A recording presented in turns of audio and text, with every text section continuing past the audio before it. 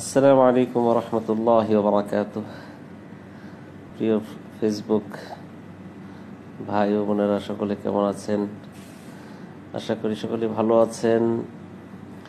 গতকালকে আমার সন্তানরা, কলিজার টুকরা সন্তানরা দেশের উদ্দেশ্যে রওনা করেছেন এবং আলহামদুলিল্লাহ দেশে পৌঁছে গিয়েছেন।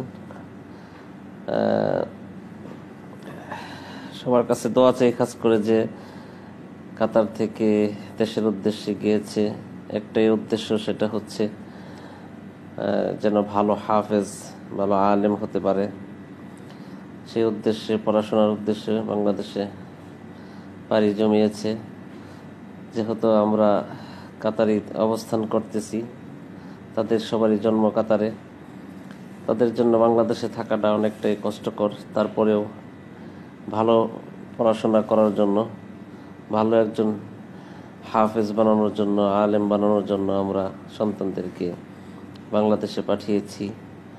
আল্লাহ যেন তাদেরকে দ্বীনের দায়ী হিসেবে, দায়ী ইলাল্লাহ হিসেবে, হক্কানি রব্বানি হাফেজ আলেম হিসেবে কবুল করেন।